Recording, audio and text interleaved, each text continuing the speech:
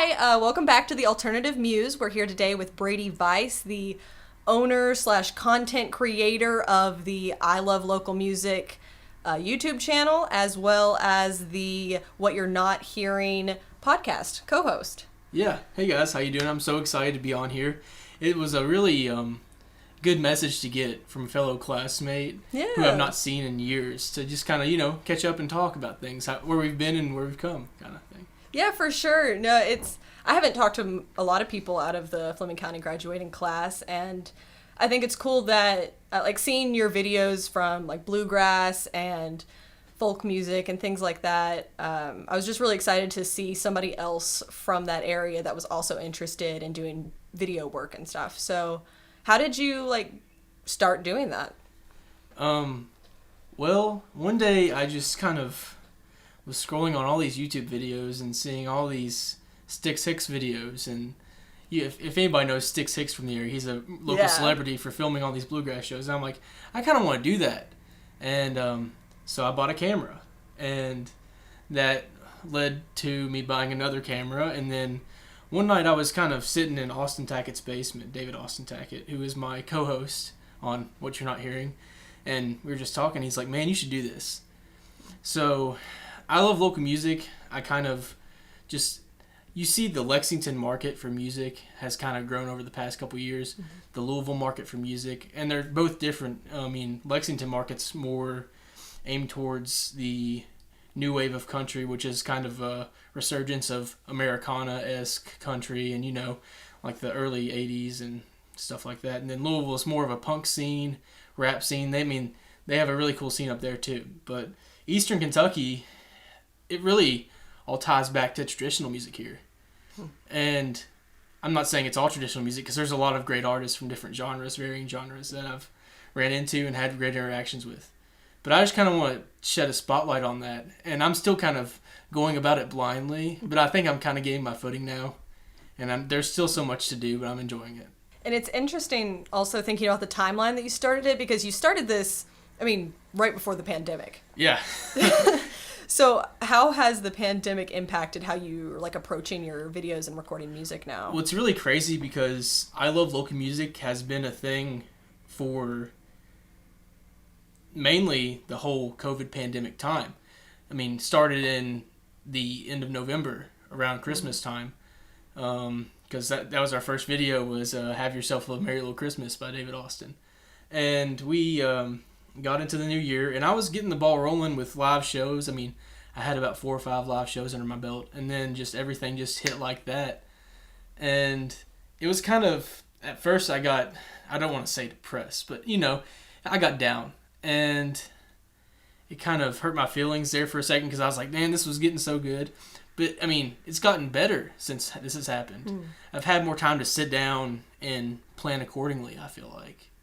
And, get a better understanding of, what I need to be doing, what I need to be focusing on, and, mission statements, stuff like that. And, I've had a podcast come out of this whole pandemic, so it's been actually a good learning experience for me, I think. Yeah. Well, so speaking of the podcast, was that specifically because of the pandemic, or how did that come to flourish? It was kind of just me and Austin just kind of shooting the breeze one night, and he's like, yeah, let's do it. I'm like, yeah, let's do it. So I said, what's a good name for it? He said, What You're Not Hearing. I said, all right, we're going to do it. So, it just kind of, it's just one of those things you just talk about, and then you're just like, well, let's just do it. A lot of people, myself included, we'll talk about doing things and just go on and on. But it's all about finally doing it. And that's kind of how I want to live from now on. Just, do it. Get it out of the way. I think that's a good method to live by, and especially for somebody who's creating any sort of content. Just taking the next step and doing it. Because I had thrown around the idea of doing a podcast for, a year, but it was never anything serious. It was like, well, maybe one day, I'd kind of like to do a podcast. But I wasn't sure exactly what I wanted it to be about, because, we both share a love of music, but I always wanted to do and talk about other things, like photography or painting or pottery or just anything creative, and I just decided that, well, maybe that should be the theme of this podcast is just anything and everything that involves a creative energy or creative spirit, and talking about the different things that inspire people. Because I think that's really fascinating, because it could be all sorts of things. Yeah, I'm really glad to see you shedding a light on just, art around the Moorhead area and around the Eastern Kentucky area. That's kind of needed, because, there's so many kinds of traditional art and kind of new wave art, too, that we've got coming in here. It's really cool. Yeah, and I hope I will be able to maybe just introduce other people to new mediums that maybe they wouldn't have known otherwise if they were interested in or not. So I do hope that maybe that would be something that could come out of this. A wise person once told me that the best thing about talking to people is they know something you don't know. So that's the kind of cool thing about a podcast, because you know a lot of people and a lot of, artists and, that people don't know. So that's a really good way to, put it out there for everybody. Yeah. So. And I was worried, I'm like, well, what if I run out of people? But as you talk to people, you learn about more people that they can recommend and build off of it from there. So, looking to the future, where do you see yourself taking the podcast and also taking the YouTube channel? Well, I guess we could kind of start with the YouTube channel, talking about things. We've kind of, over this pandemic, we've kind of rebranded a little bit. Ilovelocalmusic is my brainchild, kind of, in a sense. Like, I'm on the Instagram page doing all the stuff on that. But I just kind of want to have something we could put everything under. So me and Austin kind of brainstormed, and with the help of Branson Lead as well, we came up with Covered Bridge Media, which is kind of just going to be our umbrella for all our crazy ideas and stuff like that. So Ilovelocalmusic, I kind of want to build it to where it can be a self-sufficient thing. It's something like almost kind of an index that people can refer to for local artists, and just keep on turning the ball and getting who's new in the area, if it's a new student at the KCTM, just anybody around here. Because, like I said, this whole area needs light shed on it, because there's so many great musicians that people aren't hearing. Yeah. And so do you find that there was misconceptions about the type of music that come from here, or the type of art that comes from here, that you feel like maybe through your stuff you're shedding a light on? You look around our area and you've got Poppy Mountain, Mandolin Farms, and those are traditionally places for bluegrass music. So people say, oh, well, the hills are just all bluegrass. And it's not that at all. You've got tons of great artists with many different influences that spawn from things that are far, far, far from bluegrass. That's what I was talking to Austin the other day. I'm like, man, you like Green Day, you like John Mayer, and then you go out here and play Roger Miller songs and, all these traditional country tunes and stuff like that. So it's really cool just to see the area. And it's not just bluegrass. Yeah. But I love bluegrass. I'm not... No, for sure. I'm not putting an X on it or anything. No, one of the things that shocked me was there used to be this old, I think, garage in Mount Sterling where they would host live metal shows. Really? Yeah, and that always blew me away, because I feel like the misconception is that, well, it's just bluegrass, and it's always just bluegrass, but there's a lot of different types of music here too, but again, not knocking bluegrass. Yeah, you can't. But speaking of that, you ever heard thrash-grass? I have not. You should go on YouTube and look up some thrash-grass. I have to. I love thrash metal. I love bluegrass. I don't see what can go wrong. That's exactly how to explain it. That's what it is right there. That's amazing. Yeah, I didn't know it was a thing until 2 years ago, and I've kind of been a, novice listener. I'll go on there every once in a while and check it out. So what's the instrumentation like? Is there banjos? Is there electric guitars? It's all bluegrass instruments, but it's played like metal. Oh my goodness. It's crazy, yeah. No drums, I don't think. Well, some people have drums, I think, actually. It just kind of varies on the group. Okay. Could you name a couple of groups that maybe we could recommend? Not off the top of my head. Okay. No. It's just because they're so, out there. Yeah. Well, I just go and listen. I'll put an album on the background on YouTube and just kind of listen to it while I'm doing something. Yeah. No, I do the same thing, that or a podcast. Yeah. There's a lot of really obscure genres out there that are kind of gems when you find them. You kind of want to hold on to it. Yeah, I went through that with a at the tail end of my high school career, which I'm sure you know in high school I was an avid like hip hop and all that kind of like stuff I don't like now. But I got into math rock, listening to like American football and This Town Needs Guns and groups like that. So it's kind of math rock. And I mean, is it a similar premise as math metal? Yeah. Okay. I mean, yeah, they're counting all the notes. It's got all that rhythm to it. It's weird, but that's why I like it. I think weird music is sometimes the best. I was talking with somebody else about music that pushes the boundaries of what we conceive as music. And there's a lot of, especially like progressive metal albums and stuff that are really interesting that really push it for me. And I think that's interesting. And that's the kind of stuff that makes you listen. You have to listen. You can't just be kind of, oh yeah, I've heard this song time and time again. You actually have to kind of focus to get the whole story or what the album means as a whole. Yeah. That's what I like about progressive rock and metal and stuff like that. Yeah, for sure. It does harness a very unique way of storytelling. And I think that, especially bands, like one of my favorite bands is Opeth. Have you ever listened to them? I've never listened to Opeth, no. Well, and some of their earlier albums, there was like a lot of death growls, and then later they kind of transformed into clean vocals. But even in their earlier albums when they were doing death growls, it's always been a mix of like these really soft vocals and then back to the harsh vocals. But they tell a story with it through like these really intense moods. And I just think that's really interesting. I'm going to have to check that out. Opeth? I'll check that out tonight. Yeah. That's sweet. I had some questions for you, actually. Yeah, all right. I know you were interviewing me, but I kind of want to interview you, too. So, have you found your niche around here?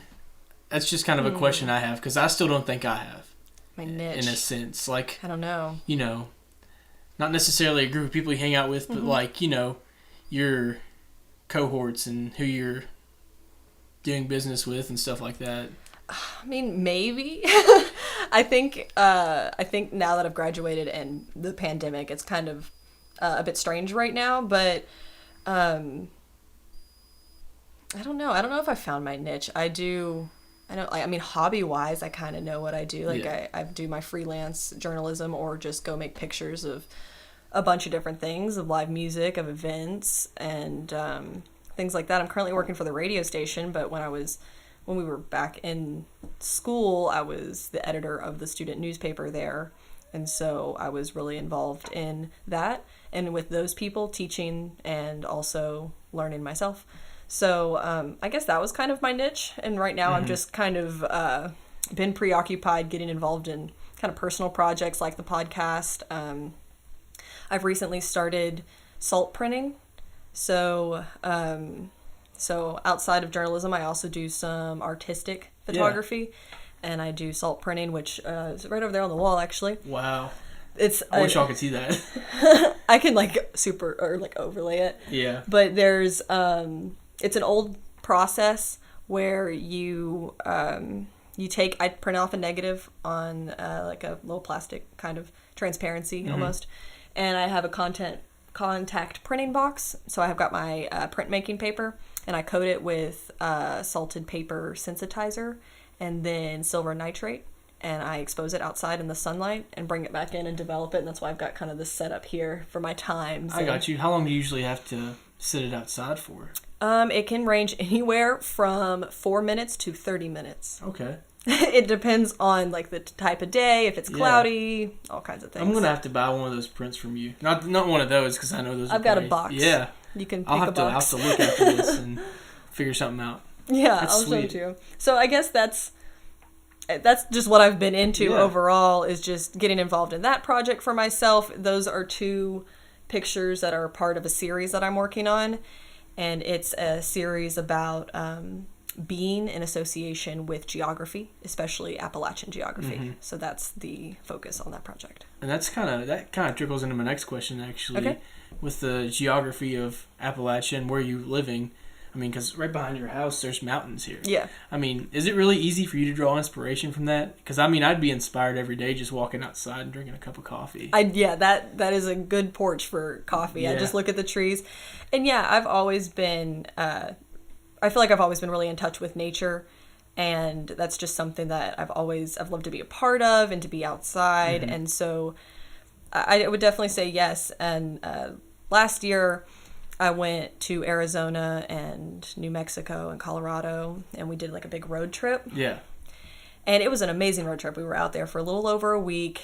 We had some crazy adventures. I got stuck in Colorado for 2 days. That was unexpected because of a snowstorm. I mean, all this stuff happened. Mm-hmm. But there was nothing like driving back and seeing those Kentucky hills at 4 a.m. Oh, yeah. Just looking over the sky, even when it's dark, just knowing that they're there and feeling their presence was something that was really profound for me, and I think kind of a root for this project, because it was such a big feeling for me of, I guess, like a feeling of home, or of like this is something that I feel in touch with. Well, it's really good that our home area can kind of give us a sense of bliss, and just, I mean, you can just be calmed by the mountains and just lakes and rivers and streams. We have beautiful land here, and that's kind of goes into the thing of people asking if I ever would like to move away from here. And whenever I was younger, the answer would be yes, 100%. But that's changed so much. Mm-hmm. Has it changed for you at all? Like, I think it's a little bit of a mixed bag, because I was also one of those people that was like, well, I'm going to leave Kentucky and I'm going to go to another state. And I think right now I'm kind of at a medium, because I do have this like feeling with Kentucky and for the Kentucky hills and the gorgeous geography. But I also think that I will live in some other states just to experience a different atmosphere, a different culture. So I could still see myself moving away, but I don't know if it'll be permanent unless I just really end up loving whatever else state I'm in. So, but also like the job field that I've chosen really helps with those who want to travel. Mm-hmm. So I think that fits me and what I want to do and my personality well. Yeah. Photography is a passport anywhere, isn't it? I guess it seems like. Yeah. I mean, especially because, I mean, photography is already taking me so many places despite being a very young photographer.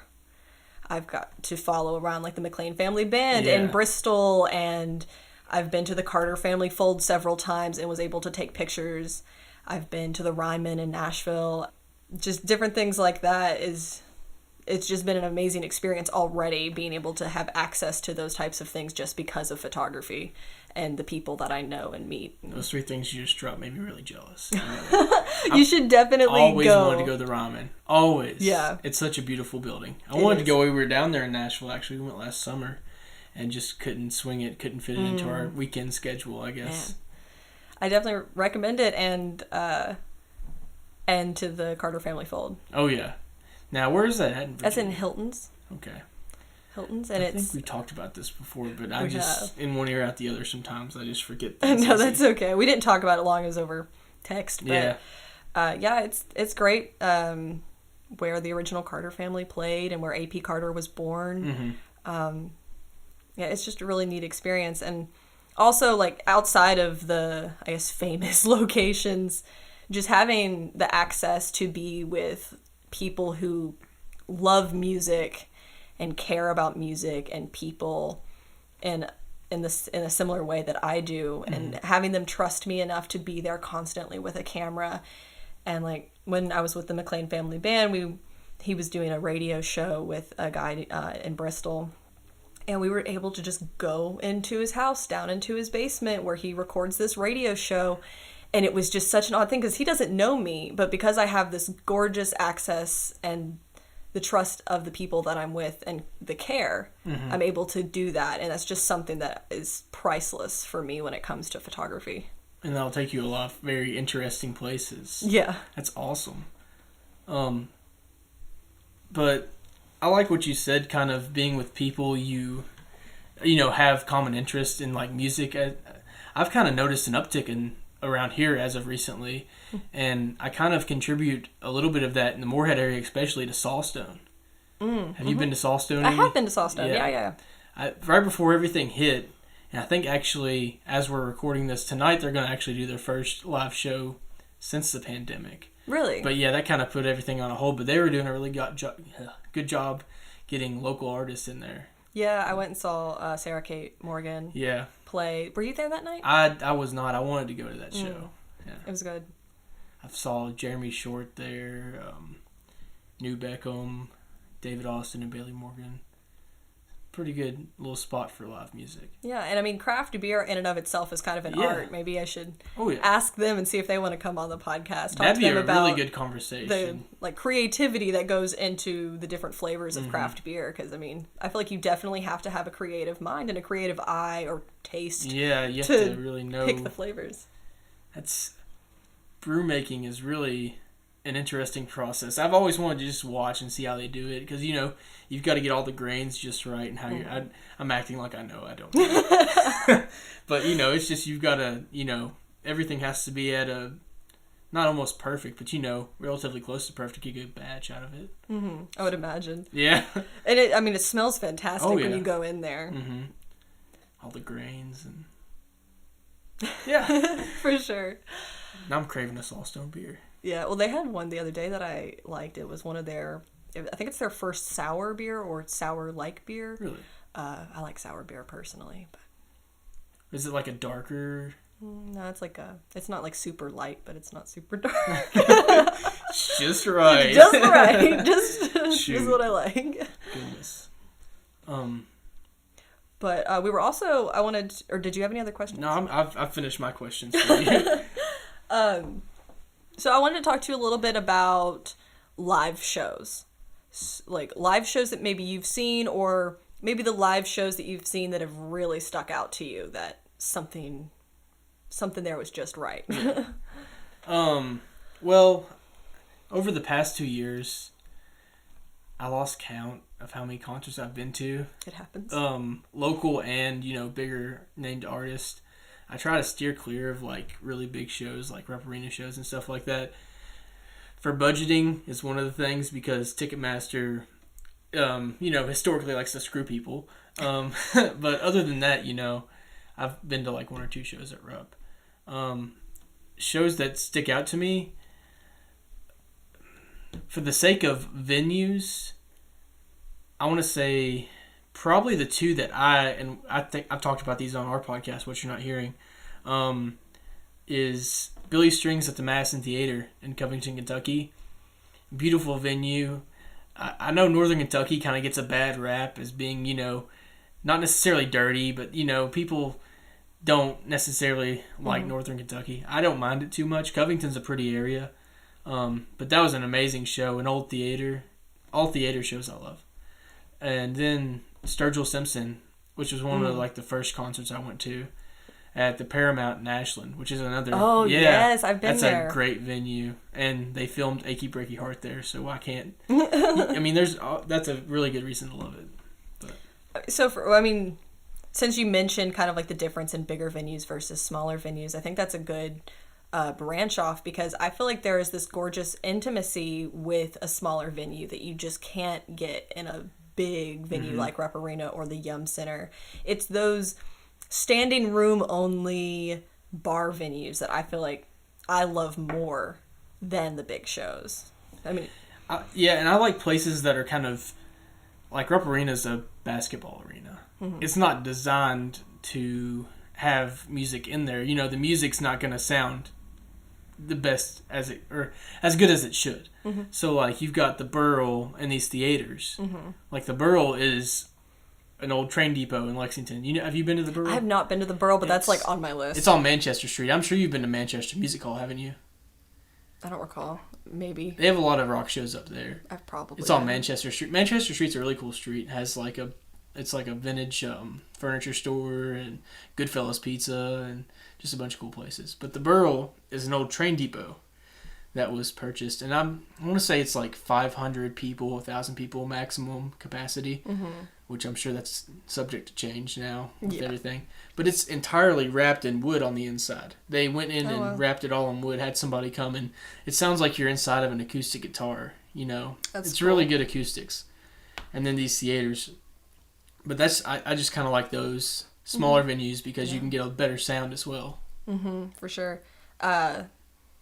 I almost went to a Coulter Wall show at the Burl, and I should have. I was at that show actually. Oh my was goodness. it I want to say Is it 3 years ago? Yeah.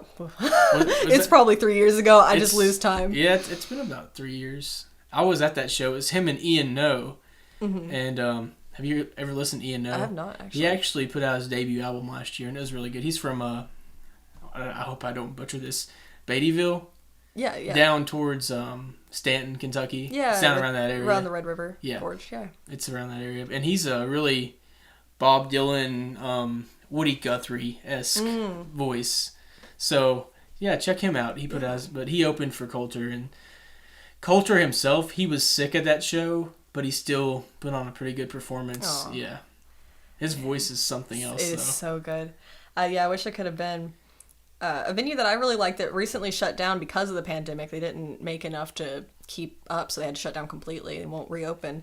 Is Cosmic Charlie's. Oh, yeah. Did you ever go? I never got to go to a show there. I always was like, I'm going to go to a show here one day, because they had a lot of, different groups there. They had like Born Cross-Eyed, which is a Grateful Dead cover band, and just a bunch of cool bands come in that venue. But I never got to go there. They did some live streams at Cosmic Charlie's when they were doing that for the pandemic. That's really a sad thing that I hate to see with all this pandemic, is a lot of music venues are either selling or closing. And actually, like a day ago or 2 days ago, Headliners Music Hall in Louisville, which I've never been to, but it's a historical music venue up there, they announced that they're selling. So oh, man. I kind of wish I had $1 million so I could buy it. And also, it's just sad that it is these local, small venues that are getting hit the hardest through this pandemic. Yeah. And I think that's a shame because, I mean, like I said before, I still hold the belief that it's those small venues that... Actually, Cosmic Charlie's was... Sturgill Simpson played there when he was just starting out. Okay. It's like this... Yeah. Springboard for, like, a lot of big artists is to play these local venues. Yeah, the Lexington music scene is really good to springboard those artists, and it's really sad to see those places go. I just I don't know. I just don't get the bigger entities get to stay, but the smaller ones kind of get shut out, and that's kind of almost suppressing local music in a sense. Or making it harder to hear. Yeah.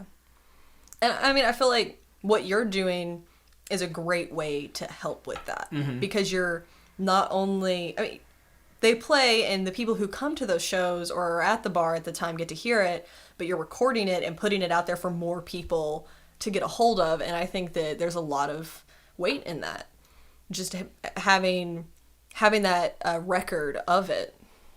Yeah. And I think I said this earlier, I kind of want it to be self-sufficient.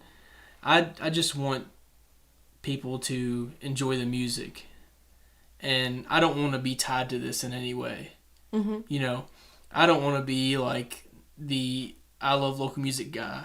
Yeah. It kind of, in a sense, that sounds kind of weird, but I just want people to focus more on the music than me. And that's why I was really always weird, because Austin's like, why don't you ever post like, because I write songs and stuff. But I'm nowhere near what I want to put on the channel. So, I'm like, I'll never do that kind of stuff. Self-promotion's not what I'm in it for. Yeah. I want to just have people I genuinely think other people should hear on the channel. Yeah. So. I mean, I think that's a great way to start. Great way to do it. Yeah, and I hopefully I never get a big head. I just want it to all just kind of stay that way and be humble about it and just help people listen to good music, as opposed to, I use this analogy too often. Would this be an analogy? I don't know. I just don't want people to listen to Luke Bryan. That's I'm the biggest anti-Luke Bryan guy you'll ever meet. And this is coming from a guy who wants to listen to Luke Bryan. So. Yeah, I had a big country face. Well, modern country, I guess, rather. Country? Okay, that's why I say modern country, rather. Let's try that again. I got Sirius XM the other day, and I flipped it over to the highway because I got a free subscription, and it's modern country radio, and I was like, this should be on pop radio. What is this? Like, there was no guitar. I think it was like Kelsey Ballerini and Halsey, and Halsey's not even a country artist, is she? I don't think so. Yeah. But although, oddly enough, you mention her and your shirt, she covers I Walk the Line, and I kind of like that really? cover. Yeah, I've if you've never heard it, no. she does cover it. And as far as, like, of course, nobody can take away from, the Man in Black. Yeah. But as far as, like, if you were going to do an electronica cover of I Walk the Line, I think she does a pretty good job. Okay. You know what I'm saying? Yeah. And we were kind of talking about covers earlier with the Carter Family and Janis Joplin. Yeah. And I mean, she covered all sorts of, you got me started now. Yeah, let's go. She covered Bessie Smith and just all of these old blues artists, and some of the Carter Family. And I just think it's really interesting to know that background of hers, because when I was listening and loved Janis, I had no idea that she also had this connection to the Carter Family. And that was still, when I found out, was right around the time that I'm taking pictures at the Carter Fold, and it just resonated with me so much, because that family had an impact on so much music of all types, right down to psychedelic rock in San Francisco. Yeah. And I just think that's just a gorgeous thing. And, that kind of goes back to the whole idea that I have, that everybody is inspired by so many different things. You'll meet a person that musically is inspired by, they might have some of the same people, but nobody has all the same musical inspirations. Everybody varies, and different things hit their ears in a different way. So it's really just cool to see how that inspires them and how they tie it into their music. And sometimes they'll go and cover those songs, and sometimes make as good as covers, Do you have any inspirations in photography? That's a good question. Yeah, actually, I was talking to Andrew a little bit about this, but we can talk about it a little more, is that I feel photographically inspired by music.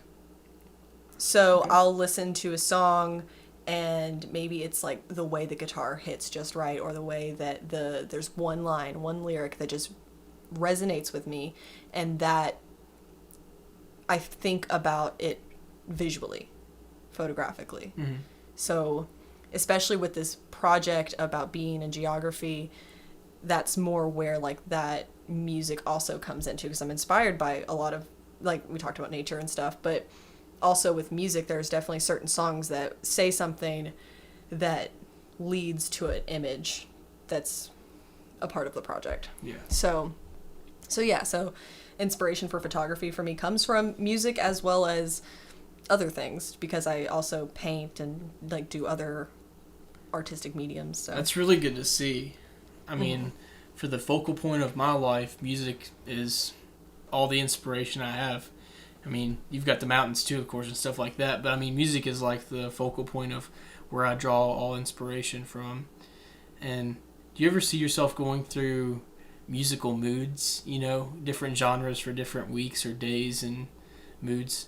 Oh, for sure. Yeah, there's definitely weeks where it's just thrash the whole week, and then there's other times where I'm just listening to, like, Florence and the Machine or Amy Winehouse, and then I'll turn around and it's Carter Family, and then back to, like, Bessie Smith and, like, old blues, Robert Johnson. And it does fluctuate a lot, and especially, I love all sorts of genres, so I tell people not to hit shuffle, or do hit shuffle on my liked songs. You never know what you're gonna get. No, I always get weird looks, because I'll have a Primus song, and then followed by that Primus song is a song by a band called the Viagra Boys, and it's just like really weird stuff I have in my music library, but it's stuff I genuinely like, or act like I like, I guess. Yeah.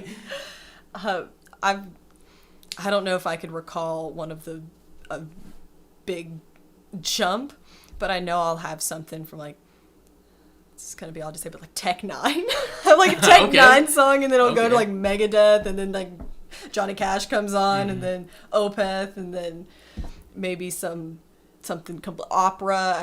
Nothing's off the table. Here's a good question for you, and I'll stop asking you questions after this. No, go for it. This is the question to end all questions. Oh, no. I think. Megadeth? Yeah. Or Metallica? Oh, no. Oh, my gosh, the question. Okay, so I've got a very stern answer.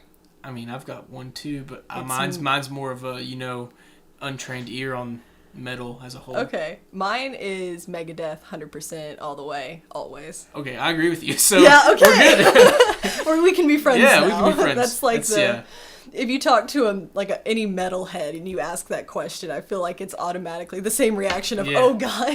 Thank the Lord. I think Metallica's like the, holy grail of metal. Mm-hmm. So everybody likes Metallica. Mm-hmm. But honestly, I like Dave Mustaine a lot more. I love him, He's such a wild guy. He is a wild guy, and both bands, amazing. Mm-hmm. Fantastic bands. It's just when I listened to Metallica and then I listened to Megadeth, I just found myself drawn more to the Megadeth lyrics and album and content. Mm-hmm. It's just something that I've gravitated more towards exploring than the Metallica side of things. So. Well, I'm glad we had the same answer there. Okay, so favorite album, Megadeth album? Probably Rust in Peace. Oh my gosh. Yeah, yes, Rust in Peace, or I kind of hold a soft spot for their very first album. Is that no? Killing Is My Business. Okay. Yeah. Which one is Symphony of Destruction? Or is that even a Megadeth album? That's a Megadeth album. Well, that's a song. I thought it was on an album. My bad. It is on an album. It's on the Purple album. With the guy, the dude. Oh my gosh, I can't remember it off the top of my head. Guys, just Google it at home. We'll just Google it. Yeah. Comment. Yeah, the class. Have you heard them do that acoustic? It's gorgeous. It's on YouTube. I'm gonna have to look that up. Yeah, it's really good, and I never knew acoustic Megadeth was a thing. Amazing. From the second I heard Joplin, I knew I loved really raspy, rough around the edges vocals. So the first record I ever had was an Iron Butterfly record, and fell in love with Iron Butterfly, and I don't know what I was listening to that gave me a hint of raspy vocals, but I told my dad, I'm like, I really like that. And I remember him saying, well, then you should listen to Janis Joplin. And so that's what started that crazy train. Yeah. And so tying that back, listening to somebody like Dave play an acoustic set and really hear the roughness of the voice mixed with an acoustic set, I just really love that duality or just the difference in that, and I just find that really unique. It's kind of like opposites rubbing together in that instance, because usually traditionally it's over really hard guitar but distortion to match the distortion. Yeah, for sure. And there's I guess that's probably why I like metal so much, is because especially we were talking about with prog, you get this really pretty rise and it's so clean, but then they can just bring you back down to this really heavy place in such a flawless way. Or maybe it is flawed, I don't know, that's another whole debate, but however you want to look at it, it's just really, I just think it would take a lot of talent and creativity to be able to do that and create that feeling with somebody. And I feel like with that kind of music, it'd be almost easier to connect with, in a sense, because that music is a lot more emotional, I feel like, in certain realms than some newer country and stuff like that, newer music that's coming out. But listen to metal. Listen to metal and metal. Listen to everything. Listen to metal. Listen to bluegrass, thrash-grass. Whatever suits your fancy. Yep. Mm-hmm. And I think it is a shame when people block themselves off from a genre. Do you hold that same belief? It's I'll hear people say, "Well, I love everything, but I just can't do that." And I wonder sometimes if they've, I'm sure some people have really given it the try and everything, but even if I don't necessarily feel like I like a genre, I always want to give a new band a chance to see what it is that they're doing. The only genre aside from pop country, because that's a whole I call it crap country rap. But the only genre I've not held a grudge against it, but I've never really just dug into until recently was reggae. Really? Yeah. Uh-huh. And of course I've kind of gotten into Bob Marley, and just kind of, I don't like to be political at all. Yeah. But he has some really good political songs that I just get with, war and stuff like that. So, Reggae is something I really had shut out, though, for a long time. And, just kind of joked about reggae music because of the weird sound you get out of it. And also the stereotypes. Yeah, it's really a awesome thing. I haven't dove a lot into reggae either. So I've got a couple reggae songs that I've got. Most of them are Bob Marley, but I know that there's a whole world behind that door. Sister Nancy. Bam Bam. Or Bomb Bomb, as she pronounced it. Bomb Bomb, okay. Bam Bam, though. But yeah, that's reggae. What about you? Is there any genre you've kind of don't listen to as much? Pushed to the side, kind of, just whenever doing musical discovery or you have research and stuff like that? Well, for a while, I didn't listen to a lot of rap. Mm-hmm. But then my two buddies that I hang out with, both of them are really into rap. So they were playing it all the time, and it's mostly speed rap. And so I've actually kind of gotten into listening to some of that, and I think it's really interesting. I mean, the ability to come up with enough words to piece those stanzas or songs together, mm-hmm. I think it takes a lot of talent to do that. Yeah, and so I mean, it amazes me. It flows so well. That's crazy. And just come up with really interesting beats. And so I mean, there's the whole technical side of music. We talk about prog, and that's really heavy on the technical. But then I'm not saying that rap isn't heavy on the technical necessary, but it's mostly backed by a beat. Mm-hmm. And it's really heavy on the rhythm with the voice and the beat. And I just think that's so cool. Well, yeah, that's cool, especially now, because anymore the vocals really don't matter in modern rap music. It's more about the beat. But in technical math, like you're saying, the rhythm has a lot to do with it, and the vocals do have a lot to do with it. So that's really cool to see. I used to be a big hip-hop head, or at least I thought I was, because I'd listen to all this new rap music. But now, the only kind of rap music I like and listen to is the classic hip-hop. Like A Tribe Called Quest, what's the... how did I forget Wu-Tang? I literally just slipped my mind. Wu-Tang, yeah. Yeah, but Wu-Tang's just kind of some of the production on that stuff, because that's in a time when they would dig through crates of records. They'd have their mom's old soul records or something. Maybe digging through it and just find stuff and sample it, mm-hmm. and just make crazy beats out of it. So yeah. Yeah, I was trying to think if there was another genre that I don't really dive into as much. I don't know. I know that there's just a bunch of genres that I probably don't know, especially subgenres. Once you get into that, there's just so much. It's how could you ever listen to it all? I've always kind of had a soft spot for opera, honestly. One of my first CDs I ever had was an opera CD. It was Sarah Brightman doing the Andrew Lloyd Webber collection. Okay. And it was my papa's, and he gave it to me. And I remember listening to Phantom of the Opera by her in my room and screeching it at the top of my lungs because I'm in third grade, but I just loved it. So that's something that, when he passed away, he had a couple of opera records, and I've got those and still listen to those, old Italian opera things and stuff like that. I think everybody has a musical soft spot, and mine is ABBA. Oh, come on, yeah. That's my musical soft spot right there. Oh my gosh. I mean, you can't. But that ties into my love for Mamma Mia. Mm-hmm. It's in my top 5 movies. Yeah. I hate to admit that, but hey, it is what it is. I like what I likes. Well, and speaking of movies, didn't you do a branch off of what you're not hearing to what you're not watching? Right? Yeah.